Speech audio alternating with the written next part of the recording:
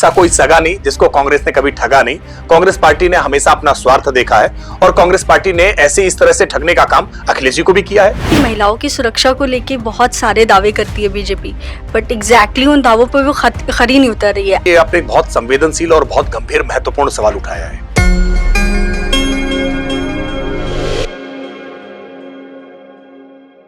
तो फाइनली जो टीम को इंतजार था, मौका था, वो मिल गया है। और राकेश त्रिपाठी जी से सवाल है कुछ टीम के, तो शुरुआत करते हैं सर प्रशांत सर से। सवाल कौन सा है आपका? सर मेरा सवाल आपसे ये है, जो आम आदमी पार्टी कल से कांग्रेस पे ये भारतीय जनता पार्टी से मिल करके दिल्ली में चुनाव लड़ने का जो आरोप लगा रही है, तो ये आरोप कितना सही है कितना गलत है, मैं ये आपसे पूछना चाहता हूँ। देखिए, ये अवसरवादी राजनीतिक दल है और इसीलिए मैंने पहले भी बार बार इस बात को दोहराया है अलग अलग सवालों के जवाब में कि अवसरवादियों का जब भी गठबंधन होता है तो उसकी परिणति ऐसी ही होती है।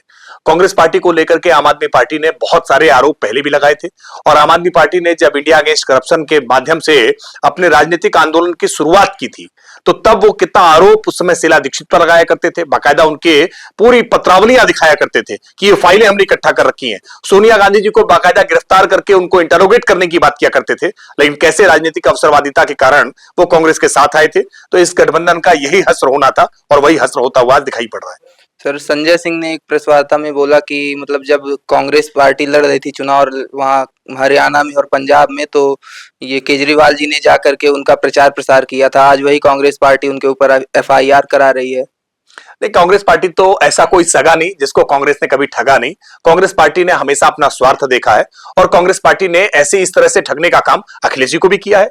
याद करिए कि मध्य प्रदेश के चुनाव में कैसे कमलनाथ जी ने रात भर अखिलेश यादव जी के पार्टी के नेताओं को बिठाया और सुबह पूछ लिया कि कौन अखिलेश वखिलेश। तो अखिलेश जी ने भी तमाम उस समय बातें कही थी कि ये चालू पार्टी है, इनके चिरकुट नेता है, बहुत सारी ऐसी बातें कही थी।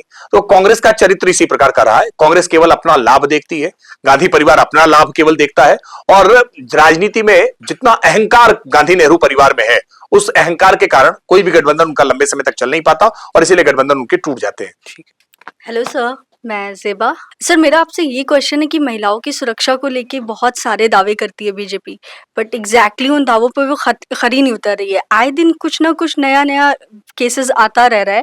सो इस पे आप क्या कहना चाहेंगे? कैसे वो वर्क करे, कैसे सारी चीजें ऑन प्रोसेस दिखे, वो रिजल्ट दिखे एक्चुअली, क्योंकि सिर्फ दावा करने से कुछ नहीं होता है बट उसका रिजल्ट मैटर करता है। सो वो रिजल्ट नहीं नजर आ रहा है। देखिए, आपने एक बहुत संवेदनशील और बहुत गंभीर महत्वपूर्ण सवाल उठाया है।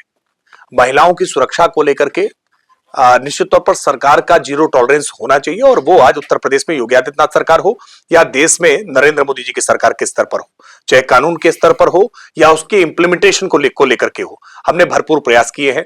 आज इसको लेकर के जागरूकता के भी कई कार्यक्रम साथ में चलाए हैं, जिसमें चुप्पी तोड़ो खुलकर बोलो अभियान को हम कॉलेज तक लेकर के गए हैं कि किसी भी प्रकार की हर छोटी घटना के छोटे छोटे संकेतों पर ही त्वरित कार्रवाई होनी चाहिए और जहां कहीं भी पुलिस प्रशासन की, जिला प्रशासन की कहीं लापरवाहियां दिखाई पड़ी हैं, वहां हमने कठोर कार्रवाइयां उनके विरुद्ध भी करते हुए दिखाई दिए हैं।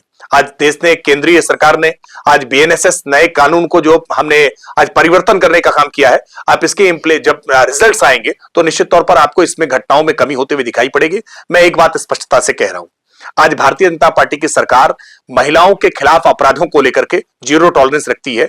ये लड़के हैं, लड़कों से गलतियां हो जाती हैं, हम इस तरह के स्टेटमेंट्स को में कभी विश्वास नहीं करते और जहां कहीं भी महिलाओं से जुड़ा अपराध है उसमें अपराध करने वाला व्यक्ति भारतीय जनता पार्टी से जुड़ा हुआ क्यों ना हो, हमने पूरी कठोरता से कार्रवाई की है और जहां कहीं भी हमें आरोप दिखाई पड़े हैं उन आरोपों की गहनता से जांच कराई है और आरोपों में अगर लापरवाही किसी ने बरती है तो उनके खिलाफ भी कठोरता से कार्रवाई की है। इसके रिजल्ट्स आने वाले समय में आपको धीरे धीरे दिखाई पड़ेंगे, लेकिन केवल सरकार के स्तर पर नहीं, इसमें आवश्यकता सबके साथ की होगी, क्योंकि ये अपराध करने वाले हमारे आपके घरों के बच्चे ही हैं, हमारे आपके घरों के लड़के ही हैं और इसलिए इन लड़कों की परवरिश के समय ही हमको इस बात को ध्यान दिलाना होगा कि महिला कोई वस्तु नहीं है।